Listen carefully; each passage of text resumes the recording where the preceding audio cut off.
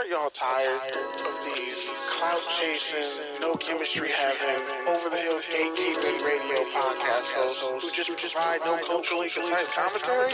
We actually got something for that. This is Touchdowns and Tangents. No, I joined their Your network. weekly spot for NFL takes, topical tangents, and context for the culture. So tune in, because you never know if you're going to get a take, a tangent, but either way, it's a touchdown.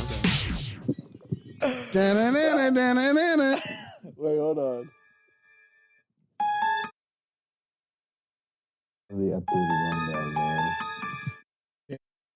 We're late. We ain't got no fucking rundown, but guess what? We're fucking here.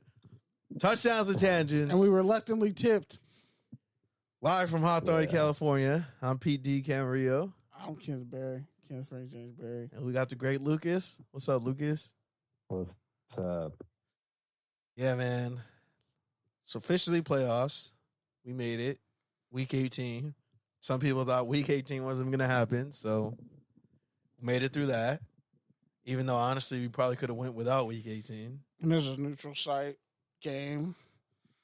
I mean, championship. Just like the Bengals make it.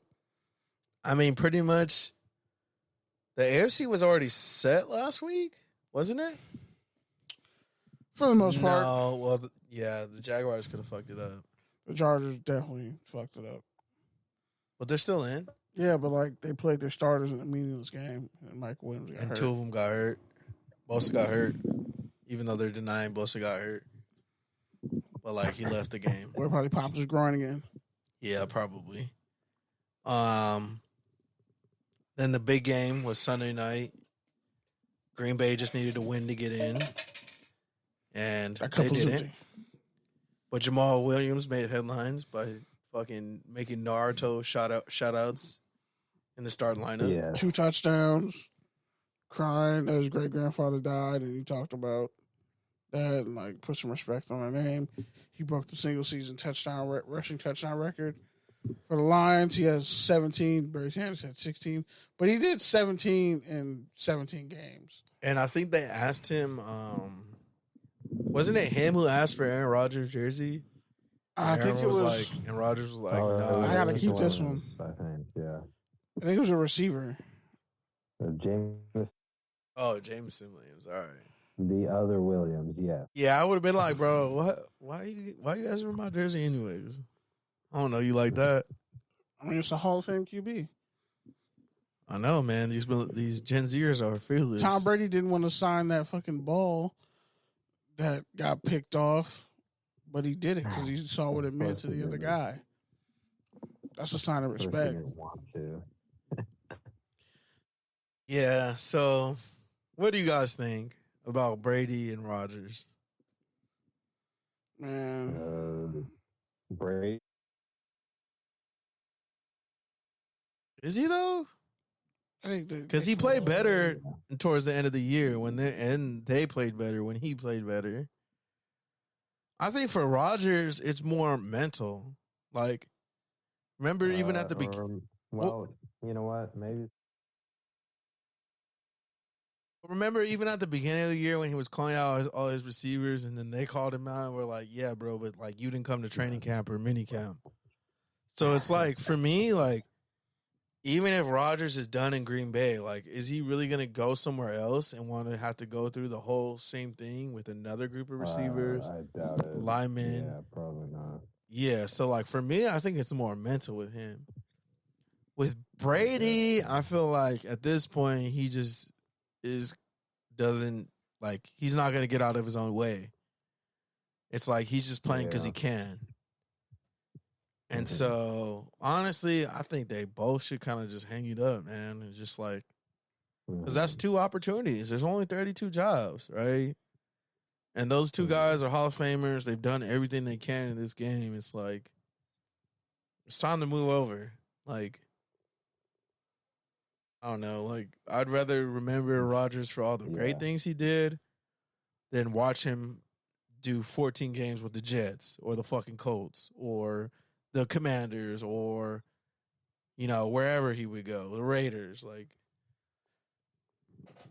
But hey, I don't know, man. If either of them went to the Raiders, it's better than Derek Carr. So fuck it.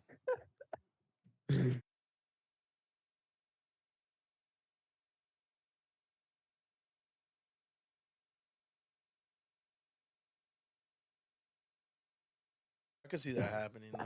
Honestly, just based off what we know about Rodgers, like he's got attachment issues. Like, and I don't think that's why I'm saying. Like, I don't think he wants to. Like, he likes who he likes, and he likes Devontae for whatever reason. I feel like he's not going to want to go somewhere and have to build that rapport with another receiver because he didn't want to do that in Green Bay. Mhm. Took him like 8 years. But Christian Watson turned out to be really good. So What do you think, Kenny? You think Rodgers and Brady should hang him up, or I think Rodgers can still play. I think Brady pretty much needs a whole organization that's already. They're just a quarterback away. It's like, dude, you can't keep holding teams for hostage. Like, you set a record for completions and, like, total passes thrown in a season, but your offense was garbage. Comes to a point where you got to know, like, all right, I've done enough. But, I mean, if you got that burning desire to play, you're going to play through a divorce and all types of other shit. So, But that's why I feel like Rodgers has the talent, Brady has a desire. It's like if you put them together, they'd probably be an all-pro quarterback, but separately, it's like, they're in the fringe, that top 12, top 15 range. Bro, you're tired. It's not the mic. Stop blaming the mic. You're just falling asleep. that shit drooped, and I was he like, keeps what the he fuck? keeps going like this, and then like looking at the mic, like the mic is broken, bro. I'm like, bro, you're just falling. Now, like, the asleep. last 2 times it slipped, He's like, and the first time I was like, what the and he fuck? just like looks at it like the mic is betraying him. I I'm was like, like, bro, stop. oh my god. Like, I've been back in the gym for 2 days, and my whole body is just sore. Like, it just feels Bro, like come on, man. Take an ice bath, bro. I was in Take the some fucking, BOA. What was BOA? You need some. What was it fucking like? What is it like? Pills of ashwagandha or something? What was BOA? It's the potassium spray. Where do I Or- get that? I don't know. We can ask our friends for some more. Where do you get that at? Yeah, that's true. I don't know. They sent it to Lucas. They sent it to us. Oh yeah. Hey Lucas, come up off that. But now, like, I hopped in the fucking whirlpool, and my whole body just felt like it was screaming, like, just felt like one big release. So I clearly got to do that tomorrow when I get off work because I'm fucking hurting, bro. I can't even hold the mic stand in my right arm. That's how bad I'm my just- right arm hurts. That shit keeps drooping. I was like, I'm not tired. And I know I'm not just- having a heart attack. What the fuck? So yeah, I just have to How hold do you think the whirlpool felt when you got in there? Bro, the nastiest time to be in a pool at the gym is during the day because these old white people just be shedding hair and shit. Dog, I think old people need their own pool. No. Old people need their own pool at the gym, bro. Because y'all motherfuckers be shedding in those pools. I can see the dirt in the water. Like, I'm like, yo, I need the chlorophyll. That's why you're supposed to rinse off before you go in. It No, says like- clearly on the signs, rinse off before you go in. No, like, they skin just be fucking, they just be fat, old, hairy motherfuckers. That's why you just want to rinse off before you go in. They That's rinse literally off why. and they still like, I don't know if it's the hot water, but like they just be fucking shedding in the goddamn pool, and it's like, ugh. Fucking took a shower at the gym, went home and took another whap off, and then I fucked up and Looking like a cat and a husky went in there. Like, it's fuck. Yeah, shout out to the body butter though. That shit does wonders for my skin. Like I've been noticing, it's been doing wonders for my skin, so I'm happy about that. your skin needed wonders like 6 weeks ago. That's offensive, and it's hurtful, and it's 2023, bro. Like. I'm That shit making- look like peppermint bark, bro.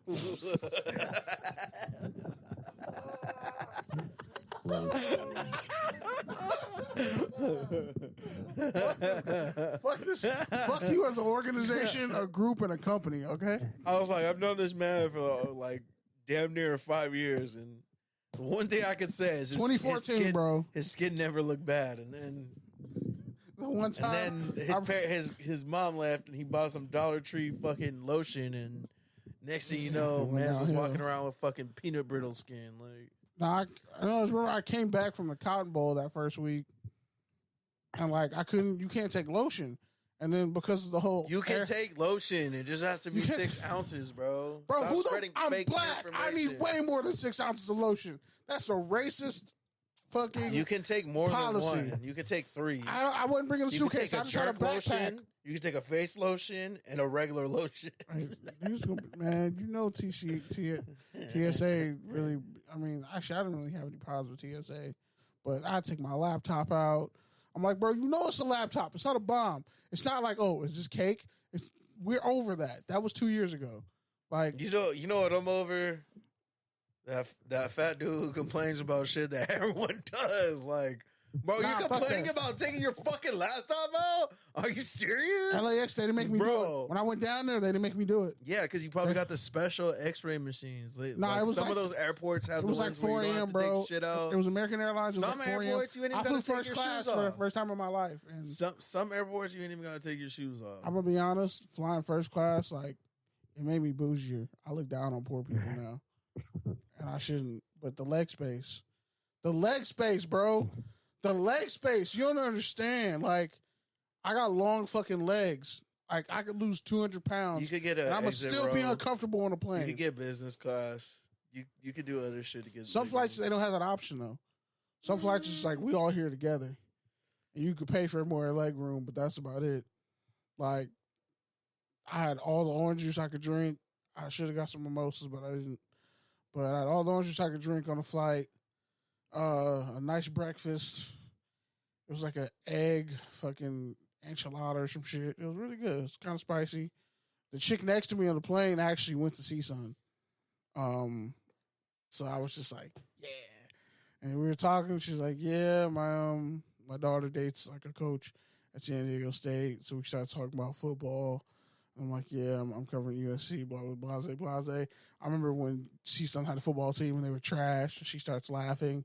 She's like, yeah, I was there before and after the earthquake and learned some interesting things about that time. But yeah, the whole first class trip was cool.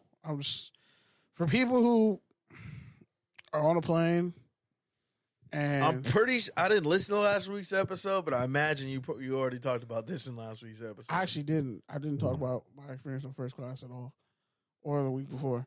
But I just want to say this because it kind of parlays into the point that we're talking about. There's a point. There's always a point with me, bro. Even when there's not a point. Debatable. Even when there's not a point, there's a point. Debatable, The fact that you're debating the point means there's a point. Debatable. I don't know. Sometimes you just be saying My shit points don't for be chaos. linear, bro. My points aren't Nah, linear. sometimes you just be saying shit for chaos. I mean, yeah, that's true. I'm a Pisces with Aquarius tendencies. I mean, that just happens. I kind of like. All right, moving on. No, Hurry let me up. finish. So, like, having Aaron Rodgers for years is like first class. But then the way he's playing and the fact that, you know, you don't have any luggage like Devontae Adams, you know, the fact that you don't have TSA pre-check. So basically, he lost his luggage. Ladies and gentlemen, this is what happens when you watch enough NFL Network for 6 months. You start spitting off half-ass metaphors. Nah, bro, but no, for real though. Like TSA pre-check is like having a great left tackle, and David Bakhtiari has not really recovered from that knee injury. The O-line has been kind of suspect. They don't really run the ball like that, and when they do, it's inconsistent. And they kind of whooped. By the Lions. They got whooped at By a home. Lions with team with nothing to play for. A Lions team that easily could have just laid down. But didn't. But they didn't. Took They your wanted lunch to money. end. Quay Walker did the They most wanted to stupid shit end their ever. season. I mean, even though DeAndre Swift was his teammate at Georgia and he was right there, but the trainer for the Lions moved him out the way because he had to do his job. And Quay Walker pushes him, and then you see him crying in the hallway. I don't know what the fuck is wrong with Quay Walker, but I mean, damn dog, are all Georgia linebackers just maladjusted emotionally? And by the way, he ran like a 4.47 coming out of college. He's one like five 5 of the people in Georgia's front 7 all ran 4.5 or faster. And like the slowest dude ran Roquan just the got slowest 100 dude ran- million. Oh yeah, 5 years, 100 million. Which, by the way, off-ball linebacker. That's the most ever for an off-ball linebacker. And the Raiders would have been a great spot for him. But him and Patrick Queen are going to be like that. Defense is really intact for however long they need to be. And as an organization, you got to pay Lamar Jackson. Fuck out here.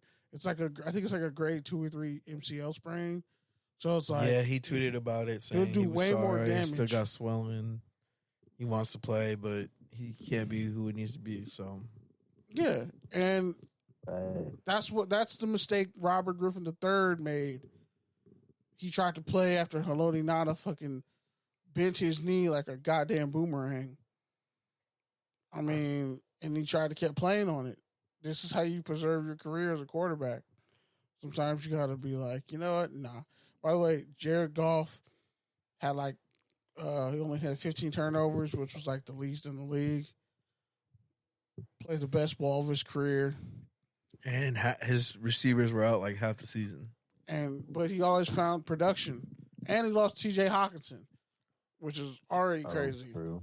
So, I mean, going back to the whole first class analogy, Oh God. when you think, no, for real, like when you lose stuff like a TSA pre-check or you lose like a first class seat and you got a sitting coach, you really realize how fucking much of a struggle just let's say a game is. So like Lucas being a Pats fan these past 2 years.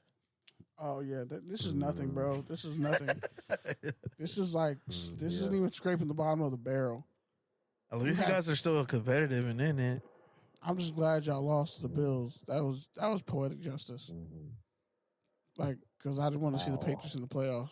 Or a written script, depending on which way you look at it. But the Patriots are coaching against the Falcons in the NFL Shrine game. So I'm pretty sure some shit's going to be bugged in that stadium. Yeah, I thought that was going to land better. But anyway, yeah. So when you have outside factors that fuck up your flight experience, like the whole grid getting shut down, that's kind of what the Packers are. They had a bunch of outside shit happen to them. You know, Aaron Rodgers' relationship with the organization, young receivers not stepping up, the Vikings running away with the division, the Lions getting better, the Bears getting better. For years, the Packers didn't have to worry about those teams. And now you see a situation where, shit, the Packers are, is this what, like, who are they hiding behind? Were they hiding behind Aaron Rodgers' arm? Or they're hiding behind all the depth they had at receiver? Well, they're going to have to figure out It's the something same to thing do with Brady. with Jones and Smith and Alexander, and They already paid Alexander. that's what I mean. So I don't think those guys are going to go through a rebuild. So you got to figure something out. Either try to get value for them or But it's the same thing get some with cash. it's the same thing with Tom Brady. Yes, he led the league in completions and passes thrown. Those NFL records. And yes, Mike Evans had like 300 yards receiving the last fucking game of the week, 65 points. By the way, I lost one of my other fantasy championship. I won the other one, but I lost the second one like 286 to fucking 83. I was like, dog. Terrible. Everybody scored at least 35 points. Terrible. Everybody scored at least 35. That was like low end. Mike Evans dropped 65. Fucking somebody else dropped 48. Somebody else dropped 38. Somebody else dropped fucking 32. Like Austin Eckler dropped 45, I think. I was like, Jesus Christ. All right. But anyway, so to close out this whole analogy shit, when you have all these factors that go against you, it can impact something as simple as a flight or a game. Yes, Brady has all these weapons, but the offense has not worked. The chemistry hasn't been there. Injuries have happened. He divorced his wife. He fucking divorced his wife this year, bro. That happened this season. But guess what? They're still in the show. They're 8-9 though. They're still in it. They're still in it. He's never lost to the Cowboys. First to 4. Cowboys have literally lost. First to Have 4. never. Cowboys have never won a play. Have not won all a you playoff need game is 4 wins now, man. since That's it. '92. I'll be 31. In some next cases, month. you only need 3. All you need is 4. It's a new season. They got into the show. They got a team that hasn't won on the road They have the same old problems. in though. 20 years. Like if You you got a take, Dallas team that has the same problems too. Let me I ask you mean, Dak's been looking real mortal the past few weeks. yeah, Led the league in turnovers. People are questioning if he's even going to be the guy moving forward. So yeah, I mean, ultimately, the Cowboys can run the ball, so that's going to be what they need to rely on. But if things get out of hand, you know, if Tampa Bay comes out and looks like that defense that we saw in the first half of the season, it could be a long day for the Cowboys, especially if Tom's at home and is able to control the clock and control the tempo. But yeah, I think honestly that's the biggest toss-up of the whole week. let's say even if you take Brady and Rodgers off these teams, long term, I think they're better for it. Short term, like you're married to 240. Bro, we're already off Brady and Rodgers. We've been done talking about them for 10 minutes. No, but I'm saying, but the playoff You picture. see it? And this man said he the wanted playoff to picture- control the conversation. No, He but said, if "I you got look it." at the playoff He picture, said, I bro, got it. let's look at the NFC, bro. Geno Smith in his 10th year. Kirk Cousins, what, in his 12th year or some shit like that? You mean Geno Gannon? Whatever, yeah. Pro Bowler, led the NFC Bowler. in touchdowns. Yep. Put it on Led the his league in name. completion percentage. The man you counted out. West I mean, V. To be fair, everybody West counted him V. out. Everybody He's still counted. counting. He went to West Virginia. He's from still Florida, counting. if I'm not mistaken. But when you factor all that in, bro, if you play musical chairs with these quarterbacks, those teams, some of these teams still aren't making the playoffs. So this is the perfect situation for If the Seahawks knock off the Niners, the uber talented Niners, realize. will you finally give Pete Carroll respect as one of the greatest coaches of all time? Here's the issue, right? So the Niners swept the Seahawks this year, Mm-hmm. but the previous 14 of 16 appearances, the Seahawks have clapped the Niners' cheeks. They won 14 fucking straight. Did you hear what I said? I didn't even know that. That's crazy. Yeah, NFL Network stats Damn, dude. and research. Yeah, stats guy over here. They've literally, the Niners have lost 14 of the last 16 games to the Seahawks. So, and by the way, Tyler Lockett and DJ Metcalf both had over 1,000 yards, and so did rookie sensation Kenneth Walker III. So keep that in mind. So my point is, the AFC is a totally different picture, playoff-wise. Patrick Mahomes, his whole career, he has gone to 4 AFC championship games. He's 2-2. He's never not gone to the AFC title game. You see though, man. Think about that. He's This never man, not This man gone. lies. He said his NFL stats and research. Yeah, it's not been 14, bro. They won 4 in a row. They won 2 years in a row before that. Go back and look. I'm looking at it. The Niners won in 2019. They won in 14 of the previous 2018. 16. I said 14 of the previous 16. Go back and look at the stats, bro. I'm looking at them. NFL Network. I'll send you the fucking thing. I'll show you. That's They what the swept stats them in- department came up with. They swept them in 14, You 15, look at the playoffs. You 16. look at the playoff record. Yeah, I'm looking at all their games, bro. All right. Bottom line is, so Patrick Mahomes, right? He's never had a road playoff game in his career. Think about that. He's been to 2 Super Bowls, won 1, been to 4 AFC championship games. Never had a road playoff game. The cards are set up for the Chiefs to make it back to the championship. It's also set up for the Eagles to get to the Super Bowl because they did something in history nobody in the NFL has ever done. One, they had 70 sacks which is insane. Well, before you move over to the AFC, let's finish the NFC. So then no, the I'm last saying game, I'm drawing parallels, and then I'm gonna hop into the AFC. But you look at the NFC, they have stable quarterback play all throughout, but they're all old ass veterans. There's no young talented QB outside of Jalen Hurts. When you look at the NFC playoffs, who's a young talented QB in the NFC not named Jalen Hurts in the whole conference? I mean, Name Daniel one. Jones is on his first contract. Get the fuck out of here with Daniel. Dak is only on his 6th year. Daniel Jones, was the most efficient quarterback this year. Daniel Jones is like 0-11 against teams that win 12 games or more. And didn't they win the division over the Cowboys? Over your guy The Dak? Eagles won a division. Oh, yeah, true. The But they fuck? finished above the Cowboys. Only because of wild card, and I think they won their last game. Daniel Jones was 15-5 this year.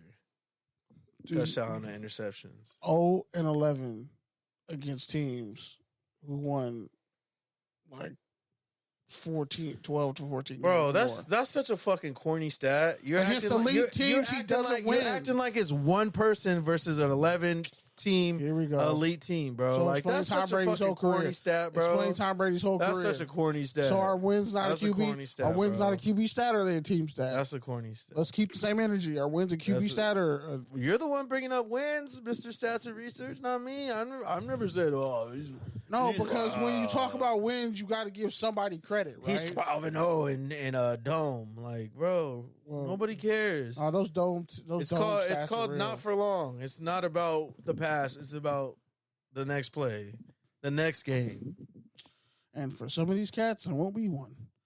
So my thing is, the Eagles had 4 dudes who have at least 10 sacks in the season, NFL record. Josh Sweat, 11 sacks. Hassan Reddick, 16 sacks. Great free agent acquisition. He's had 8 sacks in the last month. He has 16 sacks for the season. Jason Hargrove, D tackle, 11 sacks. Brandon Graham, 11 sacks. And that doesn't even include Fletcher Cox, who almost had 10 sacks. I think he had 8.5 or 9.5, some shit like that. And they got Jordan Davis. And they got 2 All-Pro corners. Now, I ask you, when you're looking at the playoffs, you got to factor in who has the home field advantage and who has the best quarterback. Because that's what's going to get you there. Mahomes, Allen, the Bills are on an emotional high right now. But So then pretty much what you're saying is your Super Bowl is Philly and Kansas City. honestly, yeah. This is an NFL Network show fodder, bro. No, it's not. Because there's no. Who the fuck? The Vikings aren't beating the Eagles. They got the shit kicked out of them the first time. Did you not watch the game? Look, man. All I know they don't even is throw to Thielen like that. all I know is Boys got clamped. any given Sunday. I think ultimately the 49ers can give anybody a run for their money because they can play any sort of way. They have a lot of talent. I would want Just to. ultimately comes down to their quarterback situation. Buffalo, again, I think the biggest thing with them is their run game because they can't control the clock to the same extent. But if it comes down with Kansas City, it's like that's kind of cross cancels itself out. So really, it's going to be what defense can make a play or two off of Mahomes or Allen turnover, right? And then you either one of those defenses is good for a turnover or two. So that to me is also a toss up. So you got those 4 teams, I think, are in play. And I want to pick the Bengals, but I don't trust Eli Apple. I mean, we didn't trust the Bengals last year, and they found a way. I had faith, and I regret not betting that $800. You didn't have faith in Eli Apple. You were still dogging Eli Apple. No, I You definitely go to the had grave zero dogging faith. Eli Apple. Yeah, I had zero faith in Eli Apple. But I said they're going to beat the Raiders, and then they're going to beat the Titans, and honestly, they can. And they barely beat both of those teams. They had enough juice. Doesn't matter. Offensively, they have enough. They have 3 number 1 receivers. And Hayden Hurst is a really good tight end. He just has to be healthy.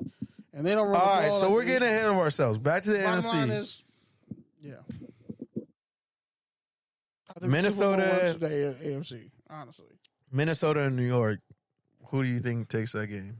What's the spread? Can you pull up the spread real quick, Lucas? I honestly think Minnesota wins it. I don't think they have the season they have to choke that hard in the first round. I just don't see it. I don't see how the Giants have enough juice to muster that. Even though the Vikings defense is terrible, The biggest thing for the Kirk Giants, they have a better kicker, a better quarterback, a better receiver, and a really good running back, and T.J. Hawkinson. Like they can game plan themselves to a win. I'm excited to see Saquon under the big lights.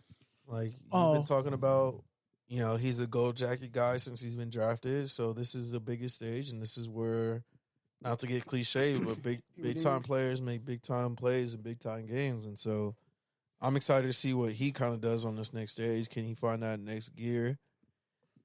And honestly, I mean, the Giants D-line, they fucking get after it. They get up the field.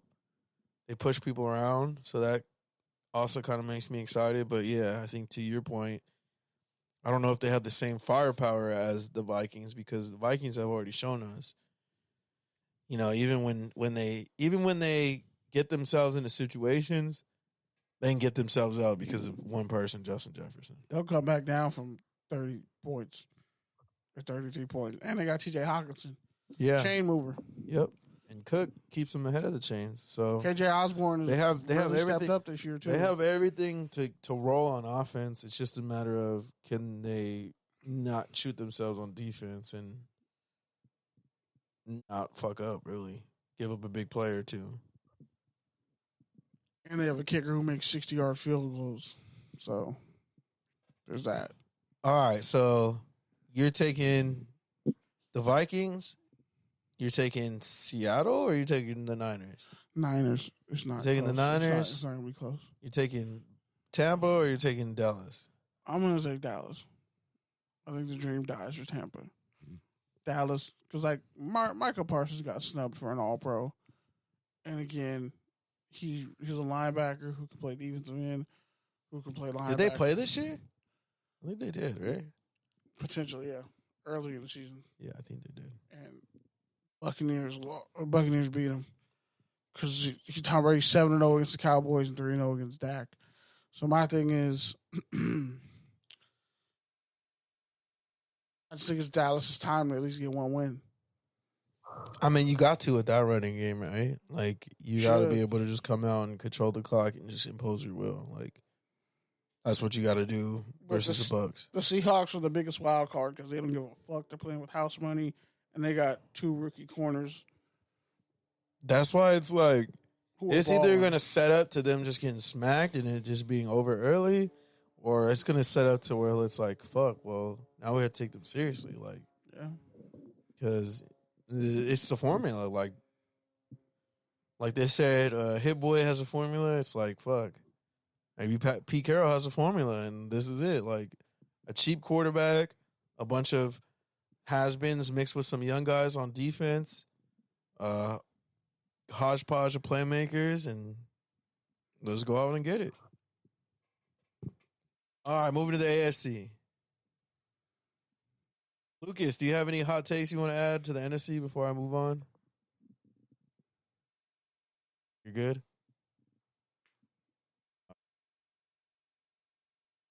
I guess he's in the shitter.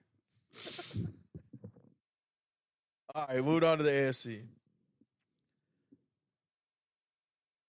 Honestly, the Chargers got clapped by the Jaguars when they played in the regular season. That's the 4 and the 5 seed. So that's looking like probably the biggest toss-up. I think the Chargers should win, but on the road, who knows? What do you think, Kenny? I think the Jaguars have all the momentum right now, and the Chargers get stifled on offense too easily. I see the Jaguars winning like 35 to 20. Do you think they should make a move at head coach if they don't win? Because some people are saying it could happen. I think you have to. I don't think so. It's only his second year. Last year they finished 500, missed the playoff games by a tie. This year they made the playoffs. That's progress. I don't think you could just give up on a coach Mike Williams after that. hurt. Exactly. I don't think you could just give up on a coach if he's showing progress and making strides. He's a first time head coach. You couldn't have just expected him to give you a Super Bowl contender, even if the Chargers have been really close for so long. But yeah, I don't know, man. It's I've been wanting the Chargers to click on all cylinders for 3 years now, and it's they always find a way to not do that. So, no.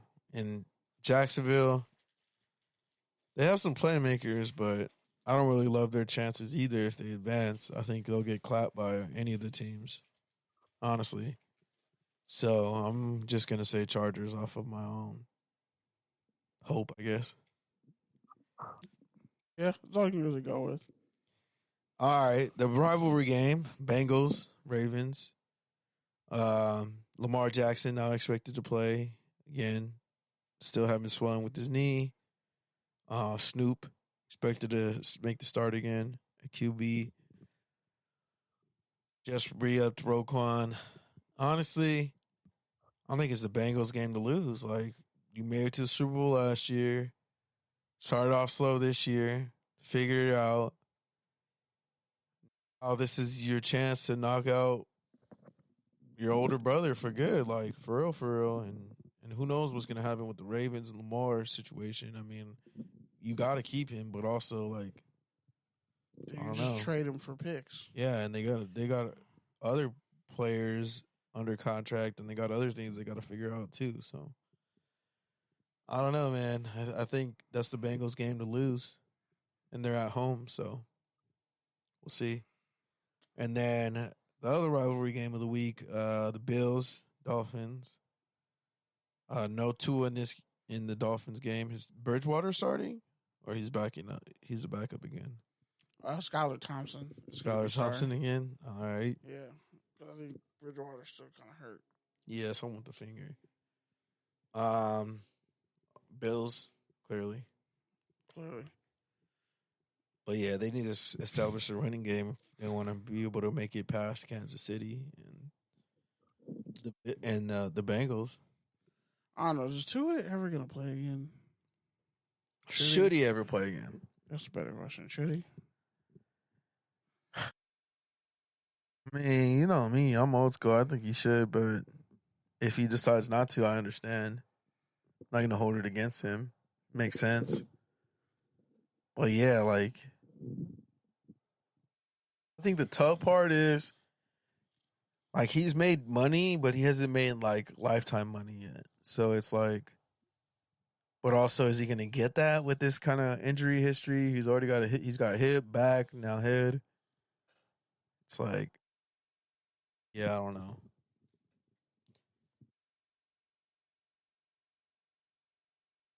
See, here's my thing. The Dolphins only really have a chance if whoever's a QB, they get touchdowns early and often with Waddle and Hill. Outside of that, I don't know. And for everything Tua's done this year, if he ends up never playing again because of the head injuries, it'll be really sad. Yeah, it will be. But it is what it is. I mean, he wouldn't be the first to retire because of concussion, so I think that's also an important thing to remember. I think it'll just be crazy because he'll really be one of those guys that we look back on and say, what if? Because he didn't even finish his career at Alabama. So he's going to be one of those players that's yeah, he was great. Yeah, he did a lot of great things, a lot of memorable things, but where do you place him? What do you do with that? All right. Moving on. College football? College football.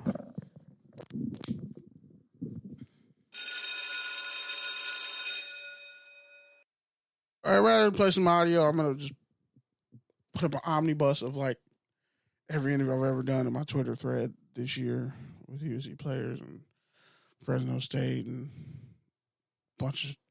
There's a lot. There's a lot of content coming, especially with draft season and bowl games coming out. National championship game was the ass whooping to end all ass whoopings. 65-7. Georgia won 65-7 with a 25-year-old quarterback and a team full of 5 stars. You never stood a chance. I have it on firsthand authority that like people were leaving in the first quarter. It was bad. But I also think Bama probably would have done better, but I also think Georgia's not the best team in the country. I think it's Ohio State. If Ohio State makes that kick, Georgia's done. Georgia gave their best shot to Ohio State. Yeah, but they got clapped by Michigan, who lost to TCU. And I think Ohio State claps TCU. I think that's how great of a player that they have at QB at Ohio State. That's how great he is as a player, CJ Stroud. The fact that he willed them down there, they should have tried to go for a touchdown instead of trying to play it safe with a field goal. But the fact that, it was all over the place. Like Georgia was on their heels. They gave you a blueprint on how to beat Georgia, but that explosive offense. And if Marvin Harrison doesn't, they should have called targeting on that hit that knocked Marvin Harrison out of the game. Marvin Harrison Jr., I should say. Because they were losing handily up until that point. And when you check out Memphis, Michigan,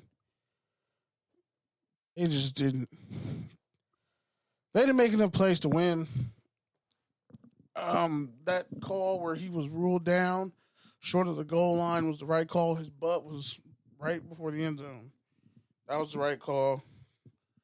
National Signing Day is slowly coming up. They got the Under Armour All-American game came up. Signing Day is going to be coming up, I want to say like in the beginning of February. Let's be honest. Arizona State, I guess, forfeited the game to Colorado because like the schedule got leaked. Deion said something to Kurt Herbstreit, so I guess somehow those games were forfeited. I don't know. That makes no sense. USC's keeping Alex Grinch as the defensive coordinator. USC had like intimate conference, you could say. Sit down with Coach Lincoln Riley, about 8 media members. Really just USC sites that cover USC, for being honest. That's the only people who've come out and said something. They were all like USC sites that cover USC football or USC athletics. So it was a very small conference. 2 hours. Lincoln Riley went over a lot of stuff. It'll come out in due time when these people drop the content. But the biggest thing is Alex Grinch. He didn't want to make a rash emotional decision to fire Alex Grinch. So they fixed a lot of stuff the first year, including like the coaches' offices. So let me ask you this. Like, I don't want to be that guy, but I'm going to be that guy. Like, is this just where we're at with college football? Transfer portals and having small windows. Because we got the championship we wanted, and it turned out to be the championship that we deserved. We didn't want this championship. But what else? What other championship were we going to get? What other championship were we going to get? I kind of wish Bama would have made it. But that's what I'm saying. Is like, what other championship were we going to get? Had USC not fucked up, they would have been in the But that's what I'm saying. USC fucked up. They fucked up repeatedly. And Utah lost twice. 3 times. And honestly, bro, USC was not a national championship team. Like their national championship they're offense. Not a championship. Their national championship offense. Kyle Ford, Richard Jr.'s transfer. So take USC out of it, bro. Don't even bring USC into the conversation. I'm just saying, fair. Overall, big picture, like, are we gonna get another great national championship, or is this just where we're at? Like, It's going to be all SEC schools. Time will tell. Oh, Oklahoma State got a great recruiting class. Time will tell in like 5 to 6 years. Because I'll be honest, bro, like I'm worried. Like even opening up the tournament is only going to make this sort of situation more likely to occur No, I'm cool than with not. it. Than not. Like, I mean, as long as it doesn't turn into an SEC championship fest. But my thing is, if more teams can get it in. but I'm saying even with the 12 teams or whatever, that's enough. That's too much, in my opinion. but that's what I'm saying. So like, I don't think that's going to make the championship game any better either. Because really, I mean, you're the one who said it. Like, there's really only like 4 or 5 great teams every year that like really deserve to be in the mix. I would have a 17 playoff. So we had that format in terms of we had just the 4 teams. They kept getting it wrong. Now this year there was so much parity, they still found a way to get it wrong. And then the outcome was still not the best, even though it What we wasn't the expected. worst. Yeah, so it's like and they were bullshit. it just feels kind of like it just feels to me like empty. yeah, it feels like semi-pro football, bro. It feels like they need to just stop fucking around and just make this shit tiered. Put all the good teams together. Put all the mid teams together. Put all the lower teams together, and just have like I mean, NCAA, FCS, basically it like already exists. just call it a fucking semi-pro league, bro. Like let's start calling it Nah. college football. Let's just call it semi-pro. Let's have different tiers. Because the tradition shit is we already know is out the door with the transfer portal and the Conference realignment. and the NIL and the conference realignment and all that shit's going away. It's just a matter of time. Whether it's 5 years, 10 years, 20 years, like that whole idea is being attacked by everything else that's coming for college football. Something's good. I'll say this. Ohio State puts Georgia to the brink. And if they don't miss that field But they goal, didn't do their job. They didn't get there. That's what I'm saying. They but didn't they beat missed Michigan. a field goal. They didn't beat Michigan was though. But even before that, they didn't still beat got Michigan. they still got in the playoff though. But still, even so, they still didn't beat Michigan, bro. Doesn't so matter. it's like, They even if got they in the had get in playoff. there, it's like, bro, but you didn't beat the team that you're supposed to beat every year. I mean, Michigan's better now. Guess what? If the 2 best teams are in the same conference, you can say that about Alabama and Georgia, both being in the SEC. They're ranked highly. That's what's supposed to happen. But so then that's the other thing that we have to let go in terms of college football. Is like, okay, there's going to be a 2-loss team. There's going to be a 3-loss team. Like, it is what it is. They're still a great team. They just fucked up. But like, so even that in itself is another thing in college football that we have to let go. Like, we have to let go of the idea of like the best teams are going to be undefeated or 1 loss. Like, yeah, that's true. so And also with the Pac-12 disintegrating, because using USC and UCLA is going to hurt. And if the Big 12 comes in and poaches any of those Pac-12 schools, it's murder, she wrote, for the Pac-12. Which is why when I was at the LA Bowl watching Fresno State clap Washington State, I'm like, Fresno State's a Pac-12 school. Boise State's a Pac-12 school in football. San Jose State, most of the Mountain West schools could compete in the Pac-12 for football. Like, you don't have to bring every sport necessarily.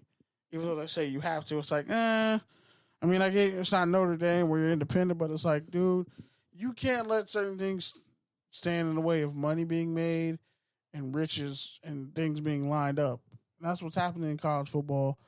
That's why you see, coaches getting these fat contracts, cats transferring at the last second, cats getting paid to transfer to go to other schools, which there was a lot of controversy around that Washington State, Fresno State game because the middle linebacker ended up at Miami. 2 of the other receivers left. The top 2 deep threats left. A lot of things happened. But the Mountain West as a conference was highly successful this bowl season. They only lost like 2 games. The Pac-12 didn't do so great. Washington finished as the best team in the Pac-12. They finished ranked 6th in the country. They're arguably better than USC right now, coming back. You factor in everything that's going on. I mean, USC just picked up a 5-star transfer from Texas A&M. You factor everything in, and I think there are some schools that are going to catch you. And the fact that the playoff is opening up to more teams, it gives teams more grace to have a loss. Now you look at Tulane; they beat the brakes off USC. Yeah, bro, you definitely 200 can't keep yards. bringing them up in the championship. 200. Consideration. They gave up 307 yards rushing to Tulane. But in a see bowl that, game. but see that's the other thing too. Is like, okay, what if like Some of these schools will surprise you. what if a team like Tulane, like a TCU or whatever, any school, a school that gets into the 12 man, it's 12-0, and just or 11-1 and just got hot and just beat the dog shit out of everyone and is fully rested and gets in that tournament and fucking runs the table. Like, does that discredit it? Or is it like, because that's not college football. Like, that's other playoffs. Like, that's MLB. Like, that's hockey. Like, that's what we're used to seeing in college, in other sports playoffs.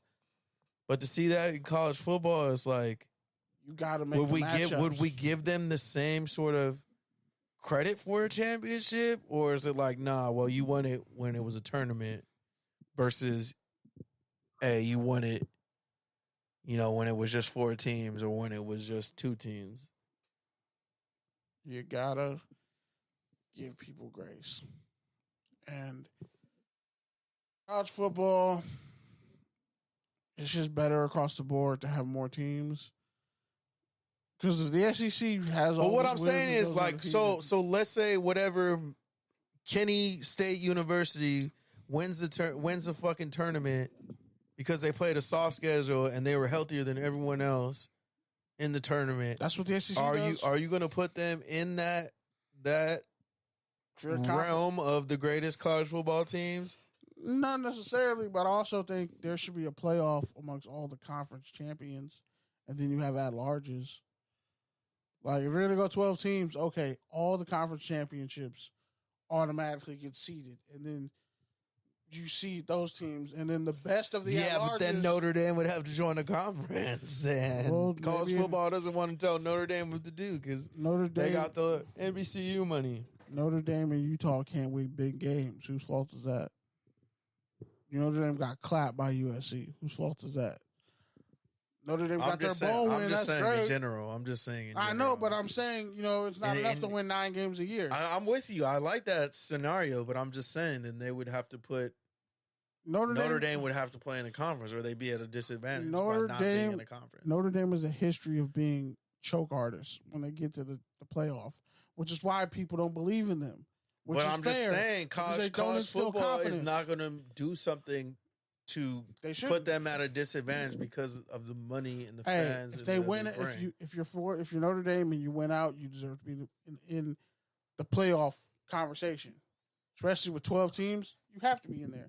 The same way, if let's say a team like when let's say Cincinnati goes undefeated, they gave Bama their best shot, they lost.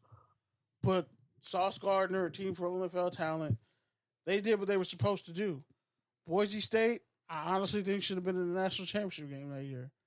Whether they would have won or not, I think my money would have been on them. But it happens. So my issue is, okay, now that we've taken up the excuses, there's not enough spots for teams. There's enough spots for teams now. So if you choke or hiccup, you get one mulligan, the way I see it. Now everybody has a mulligan.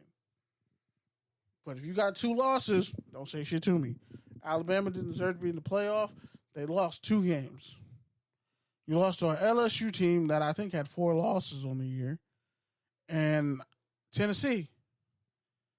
Oh, Bryce Young didn't have his best game. Blase. Did you or did you not lose? Did you not run for your life regarding this situation? So people All can right. be on that bullshit all they want to. Anything else on? Keyshawn Boutte was pretty much forced to enter the draft at LSU because he and some other coaches were running a train on a female recruiting coordinator, and she's had multiple sexual relationships with students, and she finally got caught. It's a wild fucking story. Keyshawn Butte, who I think might be a first round pick out of LSU, didn't even really need to go back, but Coach Kelly pretty much told him to go. So that'll be interesting to see how that all shakes out.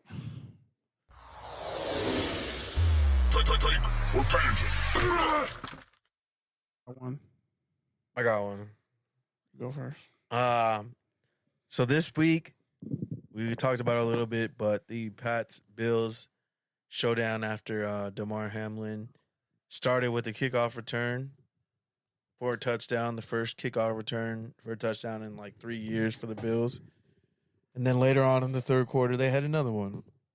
But since over the past 2 weeks, that Monday night game, Hamlin's jersey is now the number one selling jersey in the NFL. So you got a take or a tangent on Hamlin's jersey being the number one selling jersey in the NFL?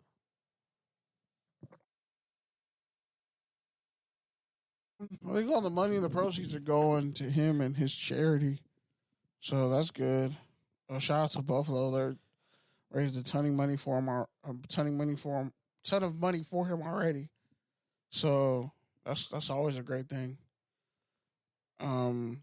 Just celebrity superheroes, such not like.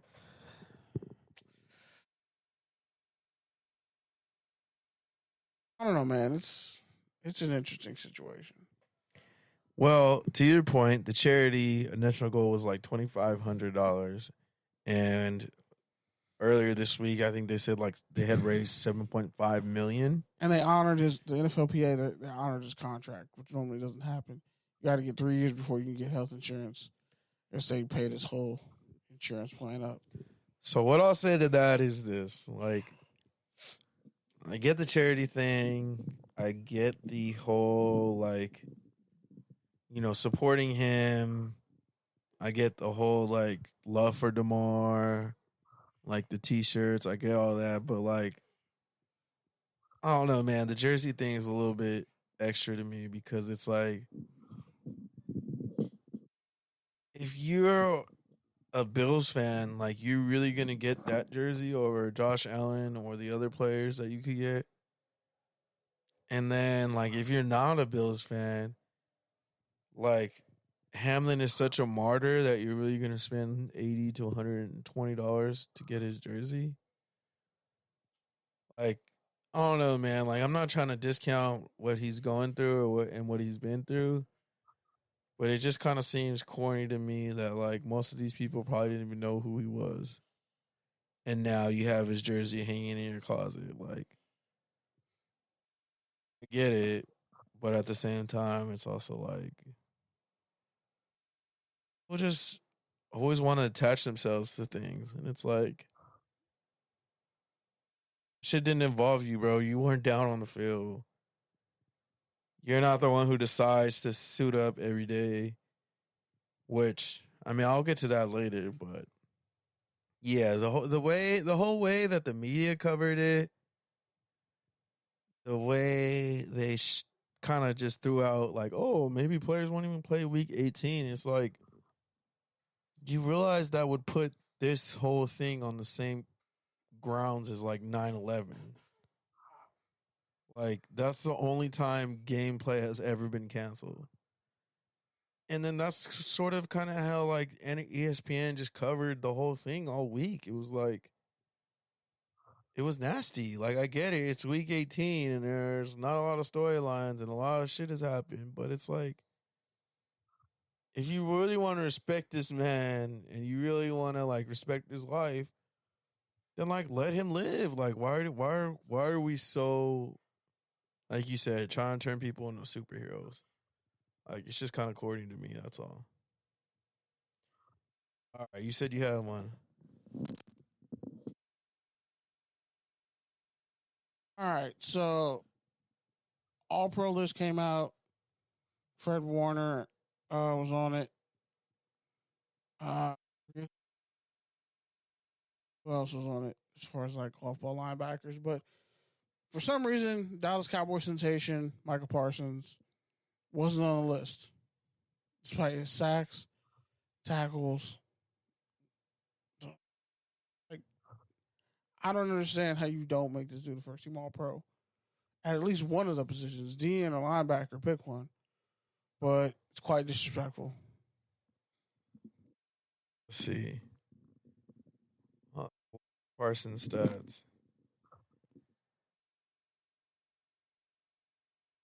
Like, he had over 12 sacks. I Yeah, think. 13 and a half sacks and 65 tackles. I mean, Their defense, by the way. like you said, Philly had like 4 players with 10 sacks, so I don't know, man. I gotta look at who else made the list. Let's see. It's called the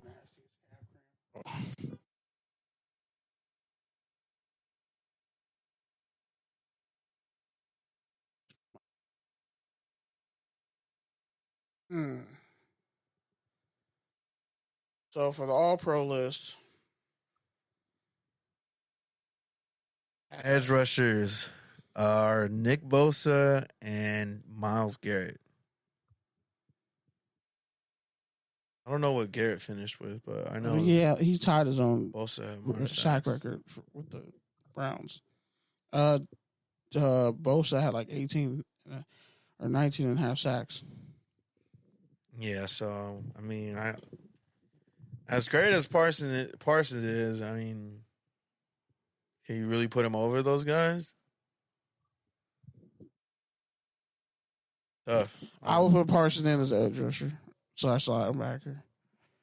Yeah, but over Garrett and Bosa, Mm, that's why it's tough, definitely bro. linebacker though. So over Roquan and Fred Warner. I can see him over one of those guys, not both. Yeah, it's tough. All right. Next one. On here.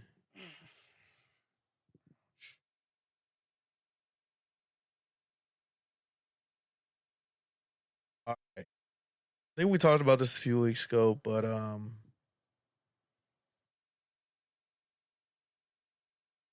the whole OBJ playing situation. Oh yeah, the video came out. The video came out. Did you see it? I didn't see it. Glimpses of it. But yeah, pretty much, I guess it's not looking good for OBJ, but he's saying he can't address everything that's in the video. So, take or tangent on 1, video footage in general, and 2, not speaking to it until you know your lawyer's present. Take your tangent. Food industry is definitely gonna hold that L. Just yeah, man. That's a shit situation.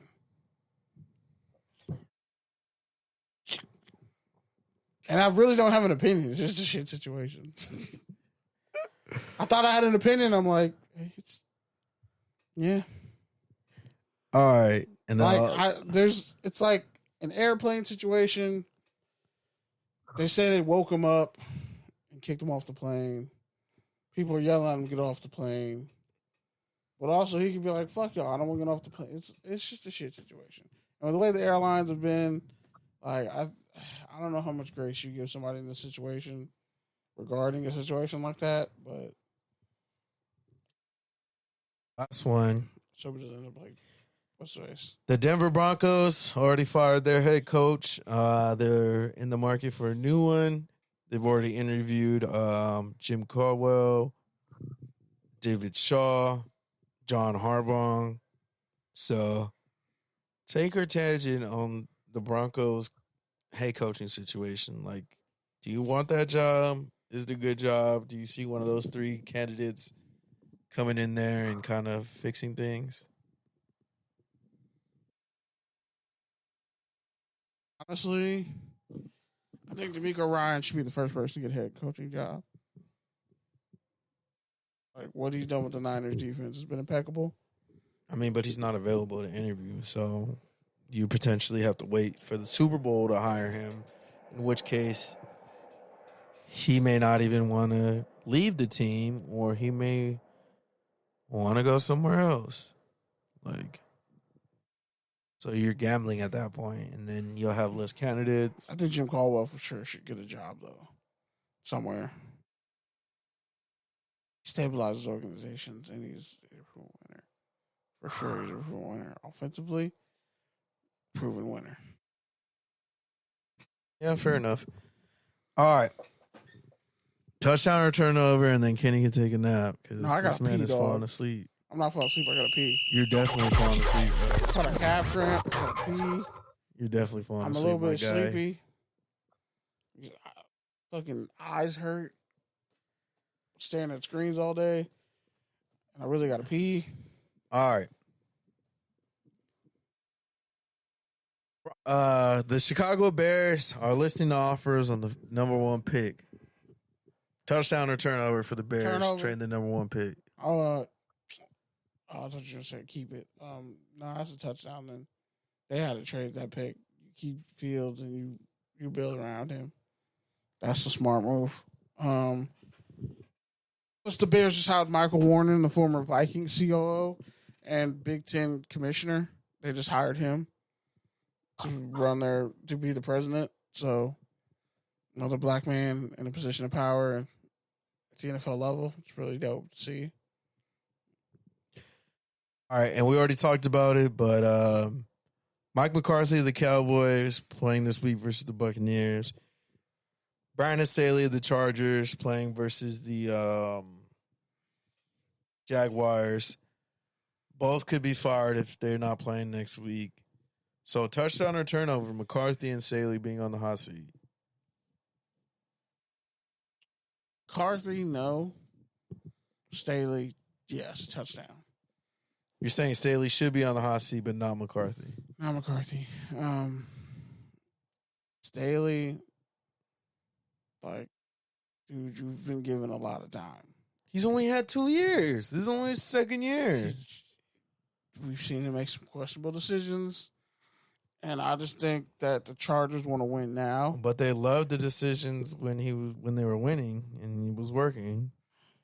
Yeah, but they're fickle. So, I mean, if I had to guess, I would say. I think McCarthy should go before Staley, especially if they come out and don't score over 20, 30 points. That offense sputters. Definitely McCarthy should get the can. Staley, first-time head coach, second year, made progress. Like, I think it's tough to fire a guy like that, especially Questionable coaching decisions. with what's going on in the other side of SoFi, which, again, we'll get to.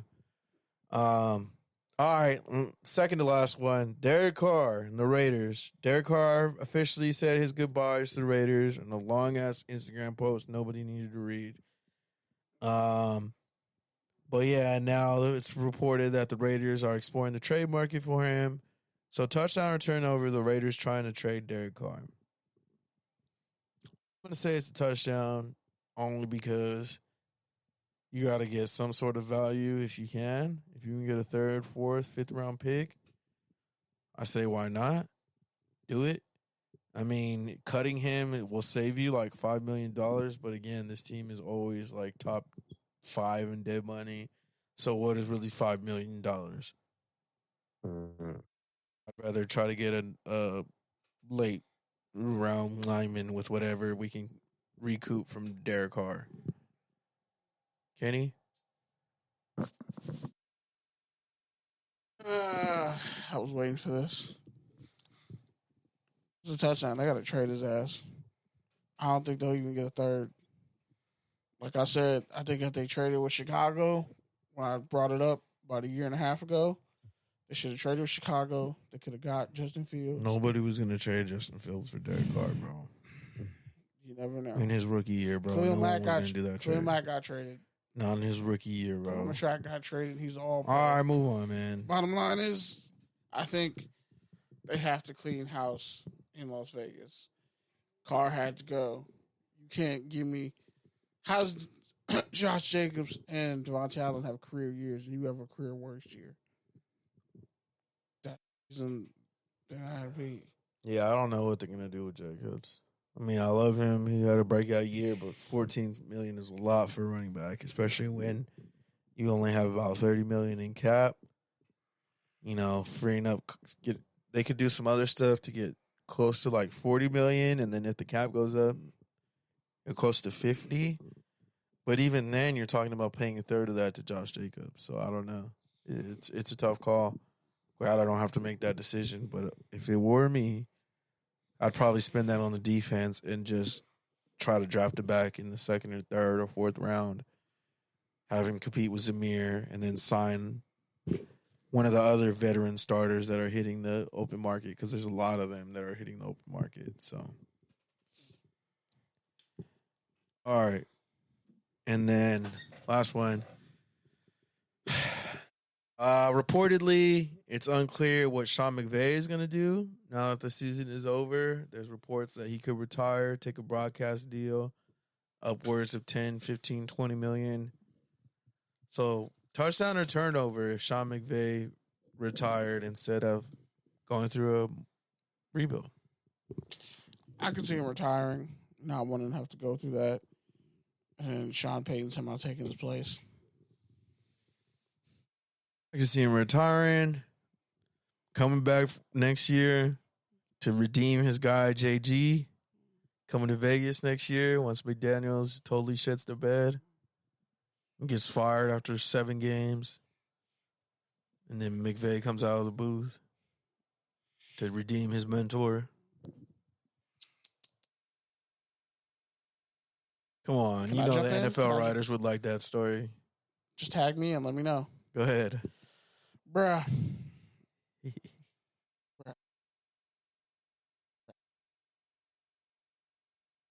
He fucked off like 7 draft classes to get a Super Bowl ring.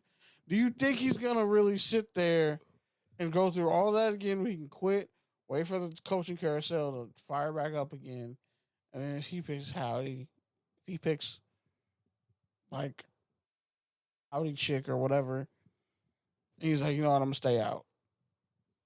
That's easily. He already got a Super Bowl ring. That's all he wanted. I could easily see him not coming back, or waiting for a better job to open up. Coaches do it every day. It's no secret. So, I think the timing of it is a turnover. All right. Because when you tell your assistants, I give you all permission to go seek the best job possible, it's like, all right, their offensive coordinator already went back to Kentucky to be Kentucky's OC. It's like, come on, bro. It's over. What are they going to do with Aaron Donald, though, and Matt Stafford? Matt Stafford said he's coming back, Aaron Donald, too, but honestly, I could see them both retiring. Yeah, why? I don't know why Stafford's coming back, but he said it to his wife on He's had too many podcast. injuries. I could see him coming back for sure. Aaron Donald, though? He might. How many games until he ends up in Philly?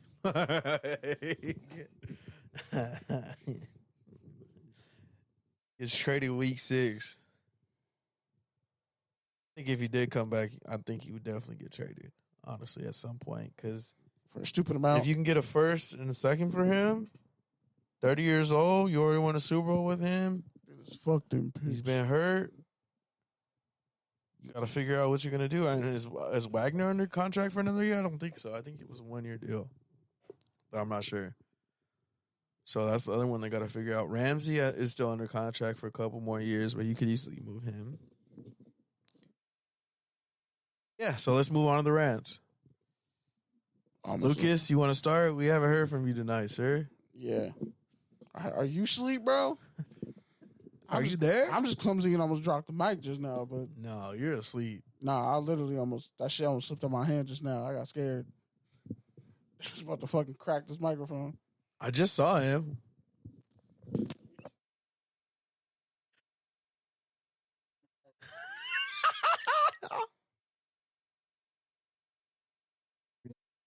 When you raise your hand and you get called on and you're not following along? See his head moving. Somebody else is getting, Lucas. somebody else is getting in trouble for allegedly being asleep in class, but you're really asleep in class. It wasn't me this week. It was Lucas. No, you guys were both asleep in the class. dude. No, I really have to pee, dog. Here we go. All right, Lucas, speak to the people. What do you want to I had say? beer and Sprite.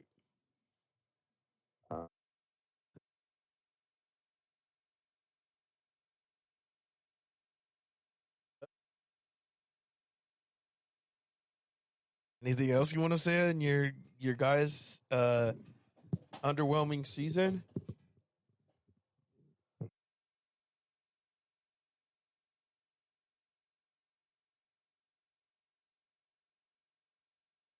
Think you're looking forward to next year? This off season?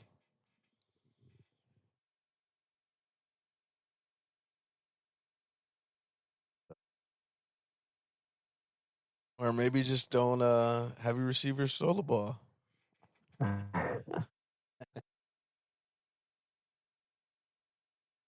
All right, Kenny, go ahead. Kenny. Cool. Jesus Is it Christ. good now? Yeah. All right. I was trying to think about not having to pee. No, you were definitely asleep. No, I wasn't. Your head tilted all the way back. Dog, I was kicking my foot. Your Like, head tilted all the way back. my body your- parts were moving. Your I'm leg was not asleep. moving. Your leg stopped moving. Your leg was moving before you fell asleep and after, but it stopped in the middle. I witnessed the whole thing. Not true. Anyway, rest in peace, Charles, the USC killer. Charles White, running back, died at 64. Destroyed Notre Dame in his career. Played 8 seasons, I want to say, with the Rams and the Browns. Saw him over a month ago at USC's senior night, their last home game. It was just crazy against Notre Dame. Go figure. Won a Heisman Trophy. Almost rushed. He rushed for 2,000 yards in USC. Almost rushed for 2,000 yards like 2 other times. Oh yeah, he's goated. Hope his family finds peace. Fuck gentrification. Rest in peace to the hot dog spot near Crenshaw and 60th. Crenshaw and Slauson, my bad. Jordan's hot dogs going out of business after like 50 plus years. Serving the community. It's really fucked up. All these small businesses are failing and they're not being bailed out. It's really fucked up. So you're seeing people's whole life's work just go up in flames and go into powder or go just into powder, like just grinded into nothingness. It's really sad to see. And hopefully whoever is like individually trying to aid in gentrification, they eventually get exposed and called out because this is some bullshit. Like, and it's usually always like local black businesses that are getting shut down. And it's not fair. It's not fair at all. So salute to all the businesses out there that either didn't survive the pandemic or they wouldn't give you enough funding, so you had to forcibly go into retirement because your landlord was probably a dick. Lastly, to everyone, it's a new year. Try to love yourself a little bit more, hate yourself a little bit less. And for the most part, don't be a little hoe about stuff. Wow. Just don't be a little punk bitch. Channeling your inner Nikki. Like, just don't be a little bitch about things. You know, it's life is too short for the bullshit. And like every day I pick up my nephew, hold my nephew. I'm just reminded of every day of how precious life is and how easy this shit can restart, and you got to fend for yourself. So yeah, that's it. All right, so yeah, last week I wasn't here. I was at the CES 2023, the biggest tech show in the United States. Was out there with a couple different clients, just helping them execute some different briefs, connect with different reporters, and it's honestly like my 4th time going there. So This experience was totally different than the other 4 times, though. Other times, like I had way more downtime to, be proactive, meeting with people and walking the show floor and, checking out the talks and things like that. I didn't get to do much of that this time around because I was doing so much on the client front. I did get some good leads, meet some cool reporters. So overall, it was a successful trip. It's interesting. I did get to go to one event where I saw some cool, like, there's some cool sports tech. Like, there's a smart punching bag that's coming out that you can pretty much put on anything, and it'll measure like your punching power, your punching speed, etc. There's a cool app called Rewatch. Essentially, it records amateur sports and monetizes it for like over the top. But the cool thing is the way their camera is designed. It records like everything, but only saves when you hit the button. So when you hit the button, it'll save the 10 seconds before, like a highlight, which I thought was pretty cool. There's like a cool new rewards app for walking that's coming over to the States from France. That was cool. There was a lot in like the utility space in terms of like water saving. There was a lot in terms of like wireless charging, like over the air. Like you don't even need to put your phone on any like little wireless platform. Like you just walk next to this thing and it'll charge all your stuff, sort of thing. Just a lot of stuff. And honestly, I was only at one of the 5 different sites that they had going on. So it was a good time. I was in Vegas, so I did some Vegas things, of course. Found ways to have fun, like I always do. Definitely a grind. Definitely overwhelming. 170,000 people is not really something you can ever prepare yourself for.